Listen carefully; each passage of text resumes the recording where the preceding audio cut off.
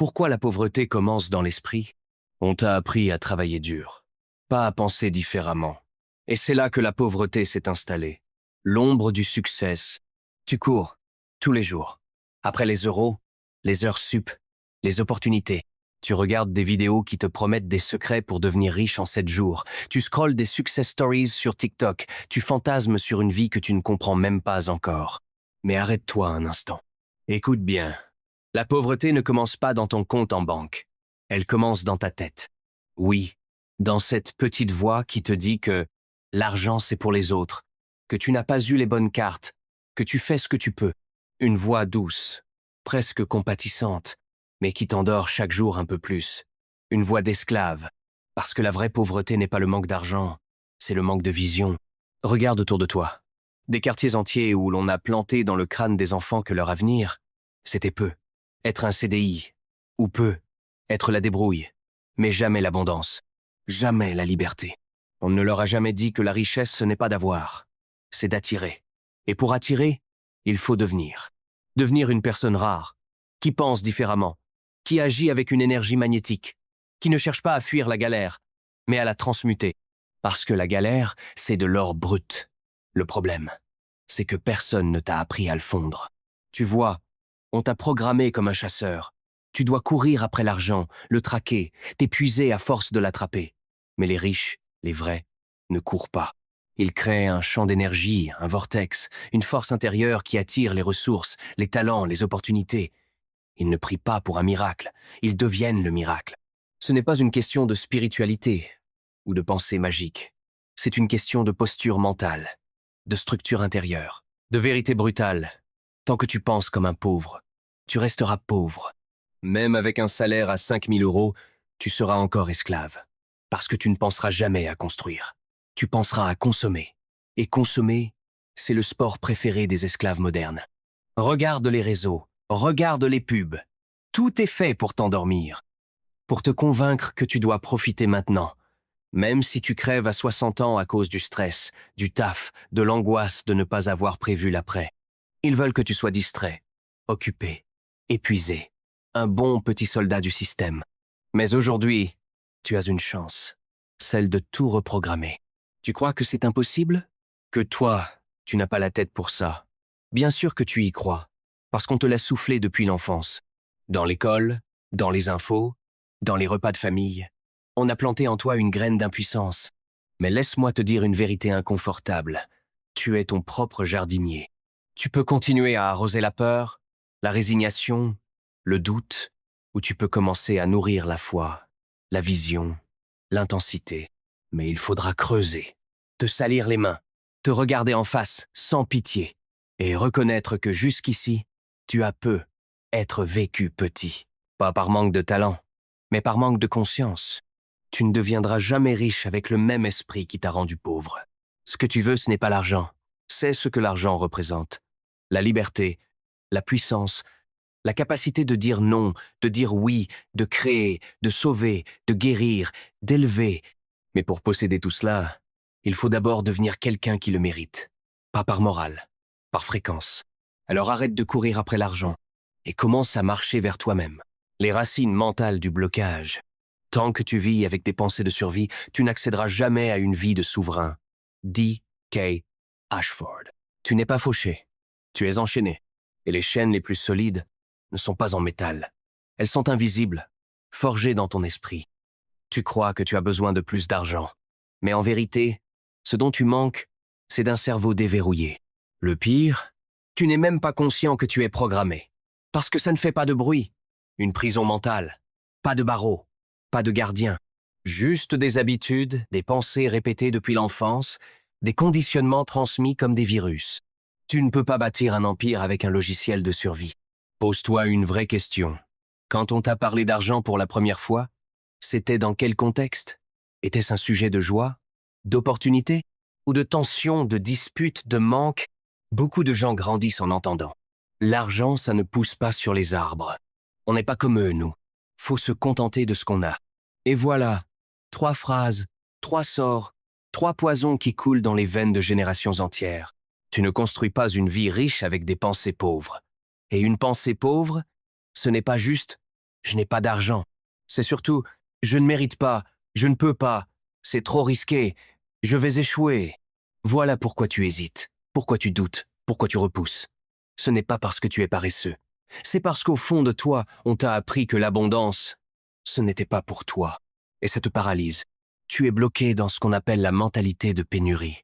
Un système de pensée où chaque euro dépensé est une perte, où chaque opportunité est une menace, où tu vis avec la peur de manquer au lieu de l'élan de créer. La pauvreté mentale, c'est cette voix qui te dit de ne pas te lancer parce que tu n'as pas assez d'expérience. Alors qu'en réalité, c'est l'expérience qui vient après le saut. C'est cette habitude de voir les riches comme des voleurs, des privilégiés, des chanceux, alors que tu refuses de voir les heures qu'ils ont sacrifiées dans l'ombre. C'est ce réflexe de critiquer ce que tu ne comprends pas au lieu de t'en inspirer. Mais plus tu alimentes cette vision, plus tu creuses ta propre tombe psychologique. Et chaque jour passé avec ces pensées, c'est un jour volé à ta liberté. Tu veux attirer l'argent? Commence par éradiquer les racines du doute. Parce que si tu plantes des graines d'abondance dans une terre de peur, rien ne pousse. La reprogrammation commence ici. Tu dois t'interroger sur ce que tu crois vrai au sujet de l'argent, du succès, de ta valeur. Voici un fait brutal. Tu es le produit de ton système de croyances. Tu gagnes ce que tu crois mériter. Tu dépenses comme tu crois qu'un pauvre devrait dépenser. Tu te retiens de créer parce que tu crois que tu n'es pas encore prêt. Mais personne n'est prêt. Jamais. Ceux qui avancent le font quand même. Ce n'est pas une question d'argent.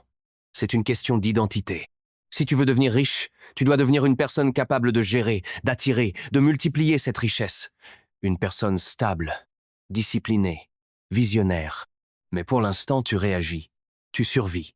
Tu consumes ton énergie à essayer de plaire, d'être validé, d'éviter l'échec. Et pendant ce temps-là, l'abondance passe à côté de toi. Elle ne s'arrête pas, parce qu'elle ne ressent rien pour ceux qui la mendient. Elle reconnaît ceux qui l'incarnent. Elle obéit à ceux qui marchent avec intention. Et elle fuit ceux qui vibrent dans la peur. Tu dois apprendre à penser autrement, à désapprendre, à remettre en question tout ce qu'on t'a appris. Parce que oui, la pauvreté commence dans l'esprit, mais la richesse aussi. Alors fais l'inventaire de tes pensées. Détruis celles qui t'abaissent. Et reconstruis un empire mental, brique par brique. Car c'est dans ta tête que commence ta révolution. Histoires inspirantes ou symboliques de dépassement. Les chaînes les plus lourdes sont celles qu'on ne voit pas. Et pourtant, certains apprennent à danser avec. Elio Dorio. Fragment d'un homme libre. Il y a des histoires que personne ne raconte. Parce qu'elles ne sont pas spectaculaires. Parce qu'elles ne se déroulent pas à Wall Street, ni sur une scène de conférence.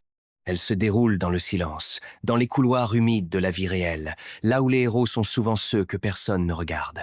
Je vais te raconter l'histoire de Karim. Karim n'était pas pauvre. Il vivait la pauvreté.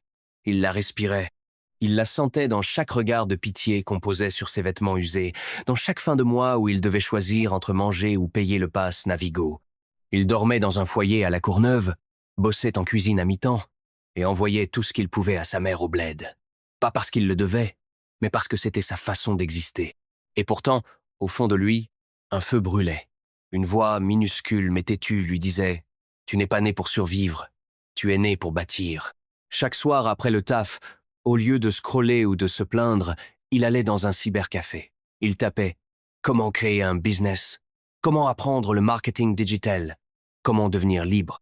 Il tombait sur des vidéos de mecs en costard qui disaient « Fake it till you make it », mais ça ne lui parlait pas. Lui, il voulait des armes, pas des slogans. Alors il a appris, lentement, entre deux clients, entre deux galères. Il a mis 300 € de côté après 5 mois de sacrifice. Il a créé une première boutique. Un échec, puis une autre. Encore un échec. Mais à chaque fois, il devenait plus dangereux, moins naïf, plus précis, plus froid. Et un jour, ça a pris. Il a lancé une boutique autour d'un produit de cuisine qu'il connaissait bien. En une semaine, 800 €. En un mois, 5 zéros. Il a tremblé. Il n'avait jamais vu autant d'argent en une seule fois. Il a eu peur. Il a failli tout arrêter. Mais il a compris. La vraie peur, ce n'est pas celle de l'échec. C'est celle de réussir et de ne plus pouvoir te cacher derrière tes excuses. Aujourd'hui, Karim vit dans un petit studio à Paris qu'il paie comptant. Il ne roule pas en Lamborghini. Il n'a pas changé ses amis. Mais il s'est changé, lui. Il n'a plus besoin de courir après l'argent. Il est devenu quelqu'un qui l'attire. Tu veux un autre exemple? Celui de Carla, fille d'une femme de ménage et d'un père absent. Carla a grandi dans un silence dur. Pas de câlin, pas de « je t'aime ». Juste, fais attention à ton comportement, travaille bien, ne fais pas trop de bruit. L'école? Une cage en béton où elle brillait, mais se sentait invisible. À 18 ans, elle claque la porte du lycée. Elle veut créer, écrire. Elle veut crier au monde qu'elle existe. Mais personne ne l'écoute. Elle enchaîne les petits boulots, les humiliations, les dettes. Elle dort dans une voiture pendant 4 mois. Elle pense au suicide. Et puis un jour, elle trouve un vieux livre dans une benne. Réfléchissez et devenez riche, de Napoléon Hill. Elle le lit en 3 jours. Elle pleure. Pas parce que c'est magique, mais parce qu'elle se rend compte qu'elle est en train de vivre sa vie comme une victime alors qu'elle a l'arme la plus puissante du monde. Son esprit. Elle crée un compte Instagram anonyme. Elle commence à écrire des textes. Puissants, tranchants, réels. Elle parle de galère, d'espoir, de transformation. 100 abonnés. Puis un 0. Puis 10 zéros. Puis un éditeur. Puis un livre. Aujourd'hui, Carla donne des conférences dans des lycées. Elle forme des femmes à devenir libres financièrement. Elle est encore jeune. Elle tremble parfois. Mais elle n'est plus esclave. Elle est créatrice. Tu vois, ces histoires ne sont pas là pour te faire rêver. Elles sont là pour te réveiller. Tu crois que ceux qui réussissent sont différents de toi? Non. Ils sont juste passés par le feu. Ils ont regardé leur pauvreté mentale droit dans les yeux. Ils ont compris qu'il ne fallait pas la fuir, mais la traverser. Tu ne deviens pas riche en gagnant à un jeu. Tu deviens riche en te transformant à l'intérieur. Tu veux attirer l'abondance? Commence par devenir le type de personne que l'abondance respecte. La discipline, l'intégrité, le feu. Personne ne va venir te sauver. Pas même moi. Mais si tu écoutes bien cette voix qui parle en toi maintenant, et si tu la nourris chaque jour comme une flamme fragile, alors, être, tu ne courras plus jamais après l'argent. Tu danseras avec lui. Application concrète, discipline, focus, action quotidienne. Le million le plus dur à gagner n'est pas sur ton compte. Il est dans ton esprit, en ton l'indomptable. Tu veux attirer l'argent? Alors discipline-toi. Pas demain, pas quand tu auras le bon moment. Maintenant, parce que tant que tu vis au rythme de tes envies, de ta fatigue, de ta flemme, tu es condamné à dépendre des miettes qu'on veut bien te jeter. La vérité, c'est que l'abondance ne répond pas aux souhaits. Elle répond à la rigueur. La rigueur de te lever quand tu n'en as pas envie. De lire quand tout en toi veut scroller. D'écrire, de créer, de produire, même quand personne ne regarde encore. C'est ça, la forge. C'est ça, la vraie richesse. Tu ne peux pas attirer l'argent si tu n'arrives pas à attirer ta propre attention plus de 10 minutes. Tu veux changer de vie? Commence par changer 1 heure de ta journée. Rien qu'une. Prends cette heure chaque jour et dédie-la à ta montée en puissance. 1 heure de lecture, d'écriture, d'apprentissage, de création, pas de consommation, de transformation. Parce que l'argent, c'est une conséquence, une réponse. Il te regarde de loin et se demande « Est-ce que cette personne est prête à me manier, à me multiplier, à me protéger ?» Et si la réponse est non, il t'évitera. Pas par cruauté, par cohérence. Regarde ta journée, regarde ton téléphone, regarde ton historique, regarde ton compte bancaire. Il raconte exactement ce que tu crois mériter. Tu ne peux pas tricher avec ça.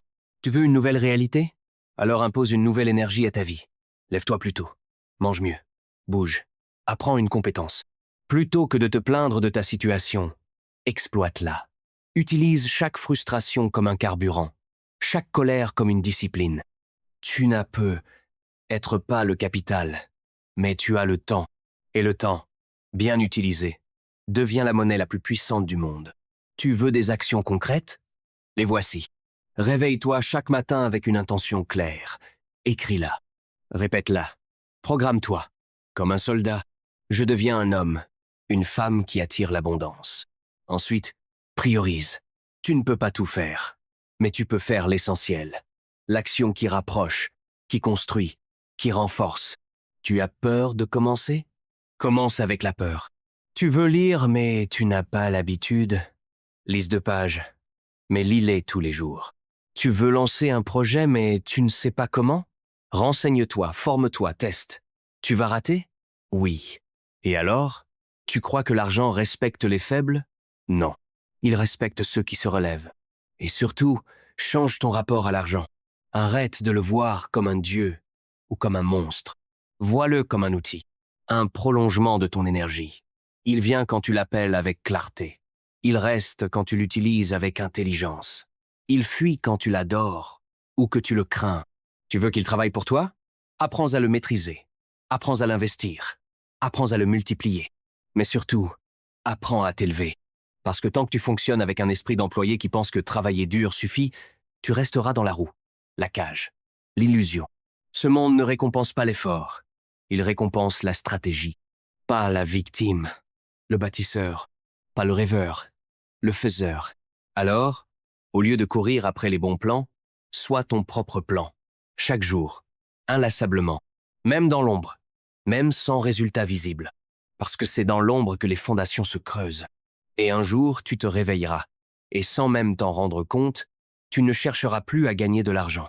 Tu seras devenu quelqu'un qui en génère, quelqu'un qui attire, parce que tu vibres à un autre niveau, et personne ne pourra plus t'arrêter. Tu ne changes pas ta vie en attendant que tout change autour de toi. Tu changes ta vie quand tu te changes, toi. Radicalement, définitivement. L'ombre du succès. Maintenant que tu es arrivé ici, il faut que je te dise la vérité. Ce texte ne vaut rien si tu ne décides pas. Décider, ce n'est pas espérer. Ce n'est pas dire « je vais essayer ». Ce n'est pas se motiver pendant 48 avant de retomber dans les mêmes distractions, les mêmes excuses, les mêmes réflexes de survie. Décider, c'est poser une pierre, trancher dans ta propre histoire, devenir un autre à partir de maintenant. Tu as lu, tu as compris. Tu sens au fond de toi que tout ce que je t'ai dit résonne comme une cloche qu'on ne peut plus faire taire. Alors maintenant, choisis. Sois honnête avec toi-même. Es-tu prêt à rester là où tu es? À continuer à courir, à t'épuiser pour des miettes, à attendre que quelque chose tombe du ciel pendant que tu refuses de t'élever? Ou bien, es-tu prêt à devenir cette version de toi-même que tu as toujours su que tu pouvais être? Parce que cette version existe déjà. Elle vit quelque part dans un futur que tu peux atteindre. Elle est plus disciplinée, plus puissante, plus claire. Elle ne se laisse plus détourner par la peur ou le regard des autres. Elle ne quémande plus. Elle crée. Elle ne court pas après l'argent. Elle le fait venir. Tu n'as pas besoin d'avoir confiance en toi. Tu as besoin d'agir comme si c'était déjà fait. Parce que c'est dans l'action que naît la confiance. C'est dans l'action que se détruit la peur. C'est dans l'action que se forge l'identité. Le monde ne va pas ralentir pour t'attendre. L'argent ne va pas se poser sur ton lit pendant que tu scrolles. Et la vie ne va pas s'adoucir si tu ne deviens pas plus fort. Tu veux un autre résultat? Alors impose une nouvelle énergie. Tu n'as plus besoin d'être prêt. Tu as juste besoin d'être déterminé. Ferme les yeux, respire, et promets-toi une chose. Plus jamais je ne me trahirai. Plus jamais je ne fuirai ce que je sais devoir faire. Plus jamais je ne vivrai à genoux, dans l'attente, dans la peur, dans l'ombre. Aujourd'hui, je marche, pas comme un pauvre qui cherche, mais comme un roi qui construit. Tu es le seul responsable de ton destin. Et la bonne nouvelle? Tu peux tout changer. À partir de maintenant,